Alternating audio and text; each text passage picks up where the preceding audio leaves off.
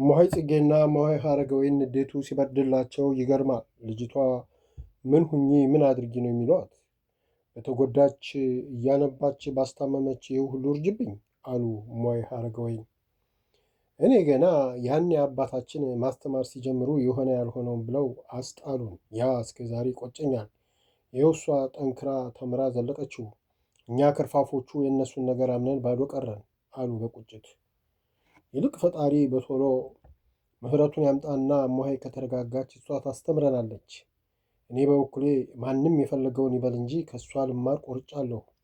ቀድሞም አጉል መካሪ ነው የተጫወተብን አሉ እማሆይ ሐረገወይን። የእኔም ሐሳብ እንዲሁ ነው። ብቻ አባታችን በማረልን። አያያዛቸው ያስፈራል። እኔን በጣም ያሳሰበኝ ደግሞ የእማሆይ ጉዳይ ነው። እሷ ከሳቸው ባሰች እኮ በቁሟ መውደቋ ነው አሉ እማሆይ ጽጌ ማርያም በሐዘኔታ። እንደው የሁለቱ ፍቅር አያስቀናም? አባታችንም እኮ በጣም ነው የሚሳሱላት። ትላንት ልንጠይቃቸው ሄደን እማሆይ ወጣ ስትል ልጆቼ የልጄን ነገር አደራ ተመልከቷት፣ እህልም አብሏት፣ አትለዩዋት አደራ። አይንም እንደሁ እንጃ በጣም ከሳች፣ ጠቆረችብኝ። እኔ ወደ ሆንኩባት ልጆቼ አደራ ተመልከቷት ሲሉ አንጀቴን ነው የበሉት። እንደዛ እያቃሰቱና እምባ እየተናነቃቸው ስለ እሷ ሲናገሩ በእውነት ቀናሁ። ምነው ለእኔም እንዲህ የሚያስብ አባት በኖረኝ ነው ያልኩት አሉ እማሆይ ሐረገወይን ከልባቸው። እውነታቸውን እኮ ነው። ከታማሚው አስታማሚው ይጎዳል። ከዛሬ ጀምሮ ምግባችንን እዛው ይዘን እየሄድን አብረን እንበላለን። እሳቸው እስኪድኑ ካጠገቧ አንለይም። ለስራ ጤና አዳምም ደጅ ጠኞቹ ሄዳሉ ስለተባለ ከሁለት አንዳችን አስፈቅደን እንቀራለን። ብቻዋን አትችለውም። እማሆይ ወለተ ጴጥሮስ እንደሆኑ እንደው ወኔው አራቃቸውም እንጂ አቅቷቸዋል አሉና ቤታቸው ስለደረሱ ተሰነባብተው በየቤታቸው ገቡ። አባ ዘመድኩን ያመማቸው የወባ በሽታ እንዳለቀቃቸው አባ ከብረ ክርስቶስ ወንድሜ ሰሞኑን እንደ ቅዠት አድርጎ በጣም እየተሰቃየሁ ነው ልጄ። በጣም ከበድ ያለ ነገር ሳይገጥማት አልቀረም። እንደው ኃጢአቴ በስቶ ግልጽ ብሎ ባይታየኝም ብቻ የሆነ ችግር እንደገጠማት ታውቆኛልና እስቲ ሄደህ እያትና አጽናንታሃትና አሉ በሐዘን ስብር ብለው። አባ ዘመድኩን ከማኅበረ ሥላሴ ገዳም ተነስተው እነ እማሆይ ገዳም ሲደርሱ እማሆይ ማየገነት ከሰማይ ዱብ ያሉ ነበር የመሰላት። እግራቸው ላይ ተደፍታ አባቴ መካሬ ያሉልኝ ፈጣሪ እንኳን አይኖቶን አሳየኝ ብላ በፍቅር ተቀበለቻቸው። አባ ዘመድኩን እማሆይ ማየገነትን ሲያዩ ደነገጡ። አጽሟ ብቻ ነው የቀረው። የአባ ዘራ ብሩክን መታመምና እሷ አስታማሚ መሆኗን ጤና አዳም ከተማ ሰምተው ነበር። እንደዚህ ትሆናለች ብለው ግን አልገመቱም ነበር። እማሆይ ማየገነት እግራቸውን አጥባ አረፍ እንዳሉ አባቴ ደህና ናቸው? ያኔ ደህና ደረሱ አለች። አዎ ደህና ናቸው። አሁንም እኮ ልጄ የሆነ ችግር ገጥሟታል፣ በቶሎ ሂድ ብሎ አጣድፎ የላከኝ እሱ ነው። እውነቱን ኖሯል። ለመሆኑ ምን ነገር ገጠመሽ ልጄ አሉ ምንም እንዳልሰማ። እማሆይ እምባዋ ዝግፍ አለ። የብሶቷን ያህል ተንሰቅስቃ እያለቀሰች አባቴ ታመሙብኝ አለች። ታዲያ አንድ ሰው ስለታመመ ይሞታል እንዴ? ምን ያስለቅሳል ልጄ? ሁሉን ስታውቂ ሁሉን ለእግዚአብሔር መተው እንጂ እንዲህ መሆን አይገባም አሉ በሁኔታ ከልባቸው አዝነውና ቃላት እያጠራቸው። አይ አባቴ እንኳን አይድኑ ያበቃ ነገር ነው። እንደው እኔኑ ባያድለኝ ነው አሳይቶ የሚነሳኝ። አባቴ የእኔ ነገር እኮ አበቃ። ባልሞትም ሞቻለሁ። ከእንግዲህ አጽናኝ አይዞሽ ባይ መካሪ የለኝ። እውር ያውቃሉ። በቃ ያው መሪ የሌለው እውር ሆንኩ አለች እየተንሰቀሰቀች። አባ ዘመድኩንም የራሳቸውን ነገርና የእማሆይንም ሁኔታ ሲያዩ ከመጽናናት ይልቅ አብረዋት ያለቅሱ ጀመር። አባ አብርሃም እማሆይ ወጥታ ስትቀር ምን ሆና ነው ብለው ሲመጡ ከአባ ዘመድኩን ጋር ሲላቀሱ አገኟቸው። በሞትኩት አባቴ መቼ መጡ ብለው እግራቸው ላይ ወድቀው የናፍቆታቸውን ከተሳሳሙ በኋላ መስቀል ተሳለሙና እኔ ደግሞ እማሆይ ወጥተው ሲቀሩ ያው ለብቻቸው እያለቀሱ ይሆናል ብዬ ነበር የመጣሁት። ለካ አላቃሽ አግኝተዋል። አባቴ እንደ ማጽናናት አብረው ማልቀስ ልክ ነው አሉ በትዝብት እያዩቸው። ምን ላድርግ እንዲህ ከሰውነት ተራ ወጥታ ሳያትና ለአባቷ ያላት ፍቅርና በበሽታቸው ያላትን ስጋት ስትነግረኝ አላስችል ብሎኝ ነው እኮ ልጄ፣ አጥፍቻለሁ አሉ እንባቸውን እየጠራረጉ። እማሆይ አባቴ ብቻቸውን ናቸው። ሰዓት ደርሶ ለአባ ዘመድኩን ምናምን እስካዘጋጅ ሂዱና እሳቸው ጋር ይሁኑ። ባይሆን እኔ አባቴን ላጫውት አሉ በዛውም እንዲሄዱ ፈልገው። እሺ ብላ እምባዋን እየጠራረገች ወጣች። አባቴ እባክዎ ከአባታችን መታመም ይልቅ የእሳቸው እንዲህ መሆን ነውና ግራ ያጋባን። እንኳን መጡ፣ እርሶን እንኳ ቢሰሙ ምከሯቸው አሉ አባ አብርሃም ጨንቋቸው። አይ ልጄ ከእጅ አይሻል ዶማ ሆኜለታለሁ። እኔም የከረምኩት ከእሷ ብሼ ነው። አሁንም የመጣሁት ግድ ሆኖብኝ ነው። እኔም እኮ አባ ታሞብኝ ሐዘን ላይ ነኝ። አሁንም በግድ ወጥሮ የልጄን ወሬ ሳልሞት አሰማኝ። ልጄ የሆነ ነገር ሆናለች ስለኝ እሱን ላለማስቀየም ነው የመጣሁት። ልጄ እንኳን እሷን ላጽናና እኔውም አጽናኝ ፈላጊ ሆንኩ። በሕይወት የምደርስበትም አመሰለኝ። ወንድሜን ክንዴን የምንነጠቅ የማጣው እየመሰለኝ ስጋት ላይ ነኝ አሉ እንባቸውን መንታ መንታ እያፈሰሱ። አባ አብርሃም ክፉኛ ደነገጡ። ይሄ ፈጣሪ እኛን ሊገርፍበት ያበጀው ጅራፍ ነው። በጸሎታቸው የሚረዱንን አባቶቻችንን እንዲህ ያደረገብን ብለው እሳቸውም ሲያለቅሱ ቆዩና የአባታችንን መታመም ለማሆይ እንዳይነግሩ ይህን ከሰሙ ሰውም አይሆኑ አሉ እንባቸውን በጋቢያቸው እየጠራረጉ። ኧረ ፍጹም አላረገው፣ እኔውም በቶሎ መሄድ አለብኝ። ወንድሜ ሳያመልጠኝ አይኑን ሊየው። አባቴ ተትቶ የሚመጣ አልነበረም እኮ፣ ግን ፈቃዱን ልፈጽም ደስ ላሰኘው ብዬ ነው አሉ ሳግ እየተናነቃቸው። አዎ ትልቁ ነገር የወንድሞን ፈቃድ መሙላት ነው አሉ አባ አብርሃምም እያዘኑ። አባ ዘመድኩን በአራተኛው ቀን ለመሄድ ሲዘጋጁ እማሆይ አባቴ በቃ እምቢ ብለው ልትሄዱ ነው? የአባቴን ሞት ሽረት እንኳ አንድ ሳምንት ተቀምጠው ሳያዩ አለች። እየነገርኩሽ እዚህ ምንም ላልረዳሽ ቁጭ ከምል እዛ ሄጄ ከጠቅላላ ማህበሩ መነኮሳቱ ጋር ምህላ ይዘን ምህረት ብንለምን ይሻላል። ደግሞም አባይ ላከኝ ሁኔታውን አይተህ ቶሎ ተመለስ ነው ያለኝና ከቆየው በሐሳብ ይሞታል። ስለዚህ በቶሎ ተመልሼ ከወንድሞቼና ከአባቶች ጋር ወደ ፈጣሪ ማልቀሱ ይሻላል አሉ ከአባ አብርሃም ጋር እንደተማከሩት። አዎ ልክ ናቸው እማሆይ፣ እዛ ያሉትን አባቶች ሁኔታ ነግሬዎት የለ። ስለዚህ ሄደው ለቅዱሳን አባቶቻችን ነግረው በጸሎታቸው ቢረዱን ይሻላል እና ይሄዱ አሉ አባ አብርሃምም። እሱስ ልክ ነው። የቅዱሳን ጸሎት ግዳጅ ትፈጽማለች። እንደው ለእኔ መምጣታቸው ደስ አሰኝቶኝ ቀለል ብሎኝ ስለነበረ ነው ቆዩ ያልኩት እንጂ ይሂዱ አለች በቅሬታ።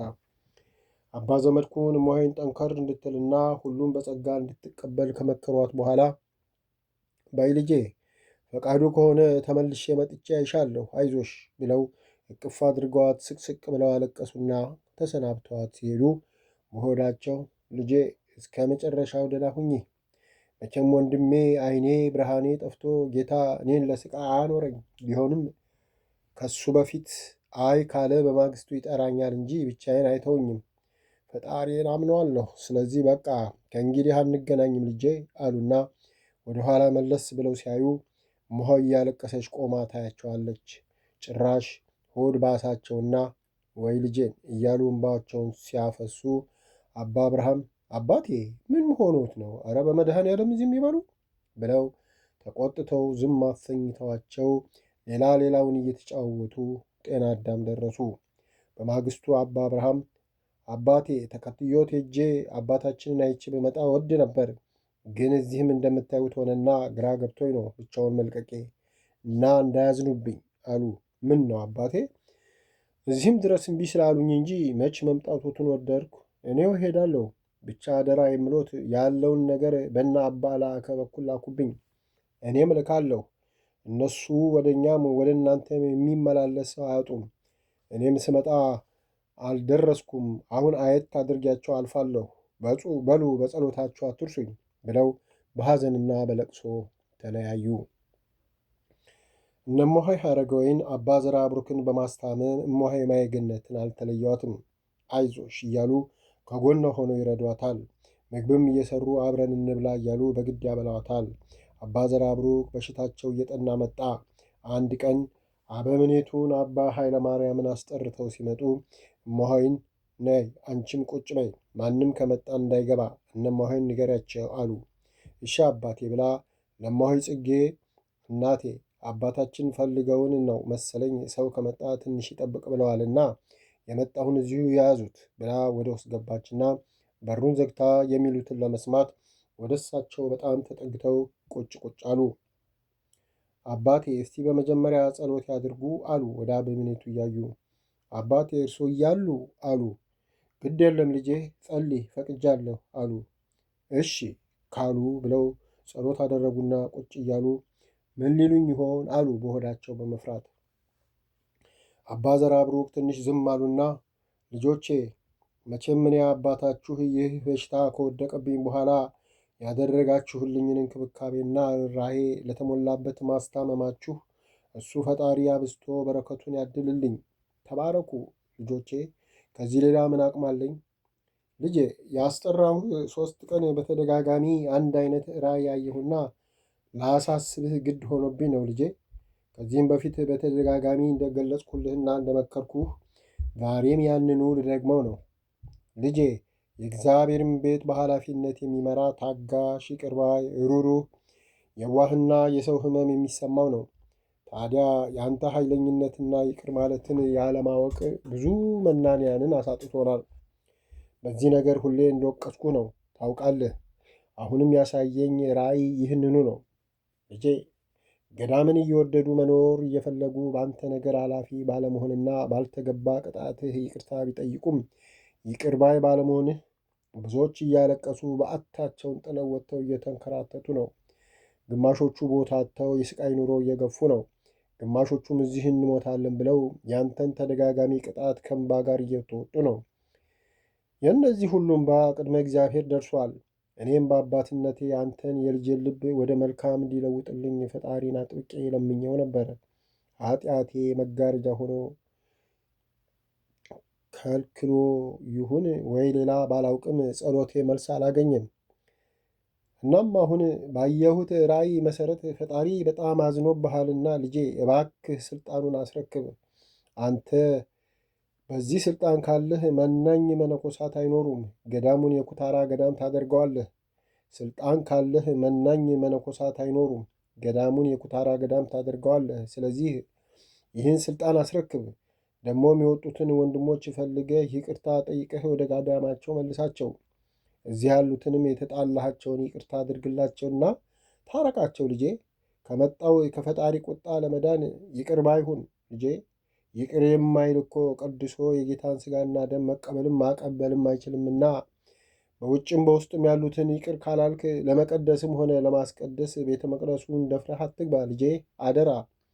እኔ በሞት አፋፍ ላይ ያለሁ ሙት ነኝና ቃሌን አትናቅ። ያየሁት ራእይ ከበድ ያለ ነውና ልጄ ለራስህ እወቅ። አሁን ያለነው እኔ፣ አንተ፣ እማሆይና ፈጣሪ ከነ እናቱ ብቻ ነንና አደራ ልጄ አደራ።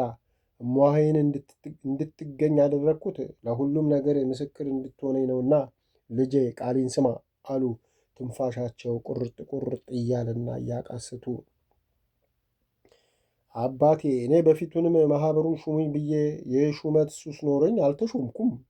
ማኅበሩ ስለ ሾመኝ የማኅበሩን ጥቅም ለማስጠበቅ ስሰራ ነው ኃይለኛ ነገረኛ እየተባልኩ ስም ይወጣለኝ። ስለዚህ እኔ ሥልጣን መያዝ ገዳም ከበተነ ነገ ለቃለሁ። ግን ገዳም መኖር ያቃተው ሁሉ እኔን ምክንያት አድርጎ የግል ጉዳዩን ሊያከናውን የሄደውን ሁሉ ስፈልግና ይቅር ስል አልገኝም።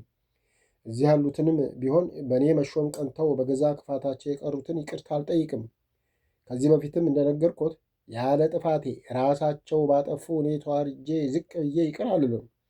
ይህማ እንደፈለጉ እንዲፈነጩብኝ መፍቀድ ነው አሉ ቆጣ ብለው። አባ ዘርአብሩክ የጠበቁት መልስ በመሆኑ ሳይገረሙ እሽ ልጄ፣ እኔ እንዳይፈረድብኝ ነገርኩ እንጂ ማድረግ ያለ ማድረግ ያንተ ፋንታ ነው ልጄ። መቼም ከተሾምክ ጀምሮ ስህተት የሠራህ የመሰለኝን ሁሉ ጠርቼህ ከመንገርና ወደ ፈጣሪ ከመጮህ አልቦዘንኩም። ግን ልጄ ፈጣሪ ይቅር ያለው እሱ በድሏቸው ሳይሆን እነሱ በድለውት ነው። ስለዚህ አንተ ይቅር ብትል ትጠቀማለህ እንጂ አትጎዳም። ለማንኛውም የፈለግኩ ለዚሁ ነበር አሉ ቅር ተሰኝተው። አባቴ ዛሬም ነገም የበደልኩት ካለ ይቅርታ ጠይቃለሁ። ያለ በደሌ ግን ማንንም ተዋርጄ ይቅርታ አልጠይቅም። ስልጣኑን ግን እለቃለሁ ብለው ብድግ ሲሉ አባቴ በጸሎት እንደጀመርነው በጸሎት እንዝጋው ብለው ጸሎት አድርገው ሲጨርሱ ደህና ዋሉ ብለው ወጡ። እማሆይ ገነት ምንም ሳትመልስ ዝም አለች። አባ ዘራብሩክ አበምኔቱ ሲወጡ እዛ የተኙበት አየት አደረጓቸውና ልጄ ጌታ ልብ ይስጥህ ከክፉ ይሰውርህ አሉ በዓይናቸው የሞላውን እንባ አፍስሰው። አበምኔቱ ሲወጡ የገቡት ጥያቄዎች ጠይቀዋቸው ሲወጡ እማሆይ ጽጌም እማሆይም በኋላ እመጣለሁ ብለው ሄዱ። አባ ዘራብሩክና እማሆይ ብቻ ሲቀሩ አባ ዘራብሩክ ልጄ ቁጭ በይ ብለው ቀኝ እጇን በቀኝ እጃቸው ይዘው ከጸለዩ በኋላ ስለ ገዳሙ የሚያውቁትን ምስጢር ሁሉ ነገሯትና ያኔ ቅዱሳኖቹ የወሰዷቸው ጊዜ ያዩትን ከዚህ ቀደም ሳይነግሯት የቀረውን ሁሉ ከነገሯት በኋላ ራስጌያቸው ከተሰቀለው የዳዊት ማህደር እንድታወርድ ከነገሯት በኋላ አውርዳ ስትሰጣቸው ከውስጡ አንድ ነገር እንድታወጣ አዘዋት። አንድ የተጠቀለለ ነገር አወጣች። ይሄ ከአባቶቼ የተሰጠኝ በረከት ነው። ከፊትሽ የሚመጣውን ሐዘንና መከራ የምትቋቋሚበት ጋሻ፣ መከታ፣ ጥላ፣ ከለላ እንዲሆንሽ ከአንገትሽ አትለዩ ልጄ፣ አይዞሽ። ይህን ደግሞ ነገ በባዶ ሆድሽ ቅመሹ ልጄ። ከታመምኩ ጀምሮ ሊጠይቁኝ የሚመጡት ጉሁሳን አባቶችን እኔን እንደሚጠይቁና እንደሚያጽናኑ አንቺንም እንዳይተውብኝ አደራ ስላልኳቸው እየመጡ ይጎበኙሻል። ፈጣሪን የኤልያስን ጸጋ በኤልሳ ያሳደረ የይህን ሀጥ አባትሽን የሰጠኝን ጸጋ በአንቺም ላይ ያሳድር። እሱ ይባርክሽ፣ የድካምሽን ዋጋ ይስጥሽ ልጄ። እነዛ በረሃ ያሉ እስከ ዛሬ በእኔ አማካኝነት ሽምብራ የሚያገኙትንም አንቺ ተረክበሽ ሳታቋርጭ እርጃቸው። ሽምብራውን በማቅረብ የሚራዱንም ያው ስለሚያውቁ ለአንቺ ያመጣሉ። አንቺም ለእነሱ አቀብይ። ከዛሬም ለቅመሽ አጥበሽ አድርቀሽ የምታዘጋጀው አንቺው ነሽ።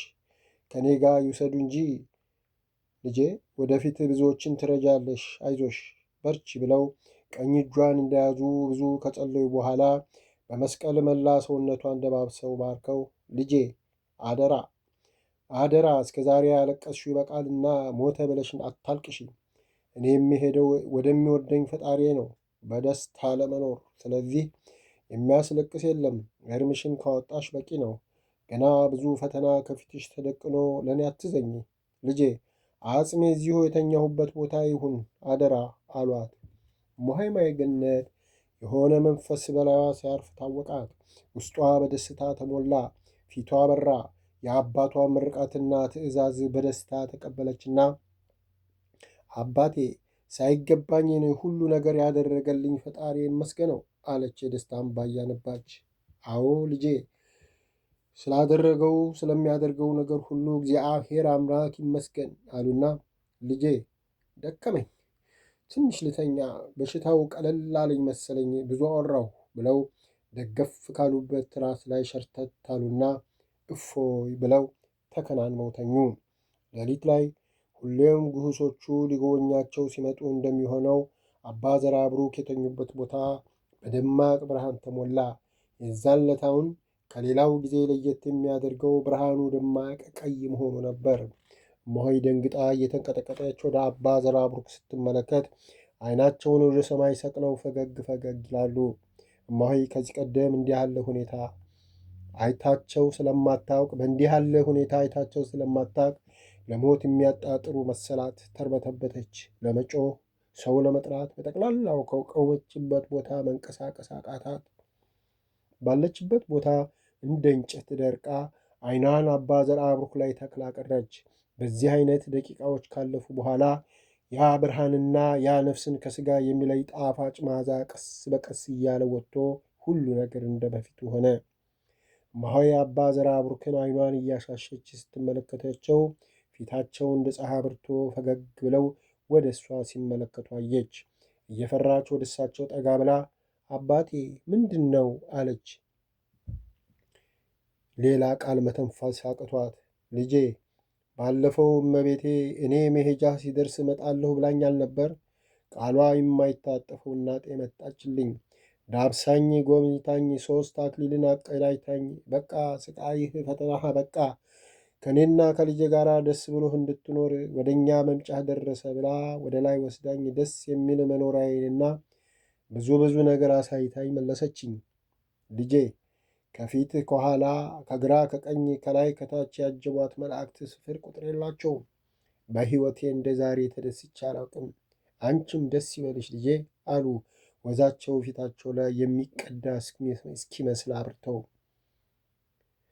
እመሆይ ያ ጥንካሬዋ መልሶ ከዳትና በዓይኗ እንባ ሞልቶ አባቴ በቃ ልትለይኝ በቃ ተቆረጠ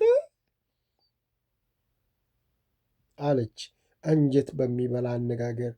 አየ ልጅ ነገር ምን ነው? ስለ እሱማ ተነጋግረን ልጄ። እኔ እኮ የሚሄደው ከዚህ ወደ ተሻለ ዓለም ነው። እዛ ሆኜ ከዚህ በበለጠ አስብሻለሁ፣ እጸልይልሻለሁ። በሥጋ እንጂ በነፍስ አልለይሽም እኮ።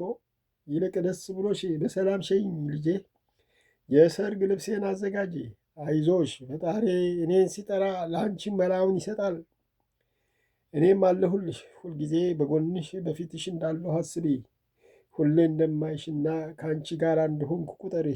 አይዞሽ፣ እጆችሽን ስጪኝ አሉና በሁለት እጃቸው እጆቿን ይዘው ረጅም ጸሎት ካደረጉ በኋላ ያለ ትንፋሻቸውን አጠራቅመው መላ ሰውነቷን እፍፍ እያሉ ደባበሱና ልጄ በቃ ከዚህ ወዲያ አትስጊ በይ፣ ነገ ተነገ ወዲያ ሳልሄድ አልቀርምና ተዘጋጂ፣ ጠንከር በይ ብለው ጸሎታቸውን ጀመሩ። እመሆይ ማየገነት ያ ሁሉ መረበሽና መርበትበት ቀርቶ የሆነ ነገር ውስጧን ሞላ። ፊቷ እንደ ፀሐይ አበራ። እስኪነጋ ድረስ እሷን በአንቃዶ ሕሊና ዓይኗን ወደ ሰማይ ሰቅላ ስትጸለይ አደረች። አባ ዘርዓ ብሩክ ጸሎታቸውን እንዳበቁ ትንሽ እንቅልፍ ሸለብ አድርጓቸው ሲነቁ መላ ሰውነታቸው ውጋት ቀስፎ ያዛቸው። ላብ ዝፍቅ አደረጋቸው። ትንፋሽ አጠራቸው። ያቃስቱ ጀመር። አባ ዘርዓ ብሩክ ከታመሙ ጀምሮ እንደ በሽተኛ ቃስተው አያውቁም። ዛሬ ያለ እረፍት ሲያቃስቱ እመሆይ ጨነቃት። ልቧ ተሸበረ። አጠገባቸው ኩርምት ብላ ተቀምጣ አይናቸውን ታያለች። አባ ዘርዓ ብሩክ ቀንና ሌሊቱን ያለምንም እረፍት እንዳቃሰቱ አድረው ቀስ በቀስ ድምፃቸው እየደከመ መጣ። እነ እመሆይ ተሰብስበው እዛው አደሩ። ሁሉም በጭንቀት በዓይናቸው እንቅልፍ ሳይዞር ነጋ። ሲነጋ እነ እመሆይ ወደ የቤታቸው ሄደው ትንሽ ጋደም ጋደም አሉ። እመሆይ ማየገነት ብቻ አጠገባቸው ተጨብጣ ቁጭ ብላ ታያቸዋለች። አባ ዘርዓ ብሩክ በደከመ ድምፅ እመሆይ ብለው ተጣሩና ከአጠገቤ አትሂጂ አሏት ፈገግ ብለው። እሺ አባቴ የትም አልሄድ አለች የፊታቸው ብርሃን እያስደነቃት። ማንም እዝር ሳይል ከቀኑ 5 ሰዓት ሆነ። ሁሉም በየቤቱ ተዳክሞ ተጫጭኖ ተኝቷል። አባ ዘርዓ ብሩክ ድንገት ቀና እንደማለት ብለው ሳቅ አሉና ወደ ትራሳቸው ተመለሱ። እመሆይ አሉ። አቤት አባቴ አለች። መጡ ደህና ሁኝ ልጄ ብለው ዓይናቸውን ወደ ላይ ሰቀሉ። በዚህ ቅስፈት ቤቱ ባለፈው እንደነበረው ብርሃንና ያ ነፍስና ሥጋን የሚለያይ መዓዛ መጣ። ቤቱ ሊነገር በማይቻል መዓዛ ባለው ዕጣን ታፈነ። በዚህ መካከል ከአባ ዘርዓ ብሩክ ፊት ላይ ሊነገር የማይቻል ብርሃን እንደ ርችት ፍንጥቅጥቅ ብሎ ወደ ጣራ ወጥቶ ተሰወረ። እመሆይ ማየገነት ተንበርክካ ፊታቸውን እያየች አባ ዘርዓ ብሩክ መልካቸውን እንደ ፀሐይ እንዳበራና ወዛቸው ግጥም እንዳለ ነፍሳቸው ከሥጋቸው ተለየች። እመሆይ ማየገነት አላወቀችም። በፊታቸው ጸዳልና ቤቱን በሞላው መዓዛ ተመስጣ ፈገግ ያለውን ፊታቸውን እያየች በለሆሳስ ትጸልያለች። በዚህ ጊዜ እነ እመሆይ ጽጌ መጡና ከዛ ከሚያምረው ከተመሰጠችበት ዓለም መለሷት። እመሆይ ማየገነት ጸሎታን በአቡነ ዘበሰማያት አሰረችና አባ ዘርዓ ብሩክን እንዳትረብሻቸው ቀስ ብላ ተነሳችና ወደ እነሱ ወጣች። እነ እመሆይ ሳይዋት ከፊቷ ማብራትና ከቤቱ መልካም ሽታ ጋር ሁሉ ነገር ስለተለወጠባቸው ግራ ተጋብተው አባታችንስ አሉ። አሁን ደህና ናቸው። እንቅልፍ ወሰዳቸው መሰለኝ። ዝም አሉ። መቼም እንዴት እንዳማረባቸው ብታዩ ትደነቃላችሁ። ሰው እንደዚህ ይለወጣል? መዓዛ አለች ከውስጧ በሚፈልቀው ደስታ እየተፍለቀለቀች። እመሆይ ይመኙሻል። የሚሸታቸው ያልተለመደ ሽታና የእመሆይ ንግግር ስላስጠረጠራቸው እየፈሩ ገባ ብለው ሲመለከቷቸው እንዳረፉ አረጋገጡና ፈጠን ብለው መለስ አሉና እማሆይ ጽጌ ኧረ ቶሎ ደውሉ ደውሉ፣ ወንዶቹ መጥተው ያብጇቸው፣ ወይኔ አባቴን አመለጡን አሉ። ሁሉም ደነገጡ። እማሆይ ማየገነት እንደ ብራቅ ጮኻ ዘላ ገባችና እላያቸው ላይ ወድቃ እሪታዋን አቀለጠችው። ወዲህ ብትላቸው ወዲህ አባቴ ብላ ብትጣራ ምንም አላጠፋ። አንገታቸውን አጥብቃ ይዛ አይሆንም፣ አይደረግም፣ ብቻዬን አልቀርም እያለች ትጮኻለች። እነማሄ በግድ ከላያቸው ላይ አንስተው ገለል አደረጓትና በነጠላ ሸፈኗቸው። የአደጋ ደውሉ ሲጮህ አባ ዘርዓ ብሩክ እንዳረፉ አውቀው ከወንዶቹ ገዳም እየተሯሯጡ መጡ። ቁታው፣ ለቅሶ፣ ጩኸቱ ቀጠለ። ዓለም ያለፈች መሰለ። ደውሉ እንደተሰማ በምኔቱ ከሁሉም ቀድመው ደረሱና አባቴ መካሬ፣ አባቴ መድኃኒቴ፣ አባቴ አባቴ እያሉ እየተንጎራደዱ ካለቃቀሱ በኋላ ሁለት በዕድሜ ጠና ያሉትን በቅድስናቸው የታወቁትን አባ ጸጋ ሥላሴንና አባ በዕደ ማርያምን ጠርተው አስከሬኑ ወዳለበት ገቡና መጋረጃ ጋርደው አጥበው ገንዘው አስተካከሏቸው። ሊወጡ ሲሉ እማሆይ ገነት አባቶቼ ስለ መድኃኔ ዓለም ስለ እመቤቴ ማርያም ብላችሁ ለአንዴና ለመጨረሻ ጊዜ አባቴን አይቼ ልሰናበታቸው ፍቀዱልኝ ብላ አንጀት በሚበላ ዜማ ለቃቅሳ የተንሰቀሰቀች እግራቸው ላይ ወደቀች። አባ ጸጋ ሥላሴ ልጄ ያቸው ተሰናቤቻቸው፣ ከእንግዲህ መገናኘት የለህ ብለው እያነቡ ከእግራቸው አነሷትና እጇን ይዘው ወደ አስከሬኑ አስጠግቷት መግነዙን ከፈት አደረጉላትና ይኸው ልጄ ዛሬም ነገም ያንቸው አባት ናቸው አሉ፣ እንባቸውን እንደ ጎርፍ እየፈሰሰ።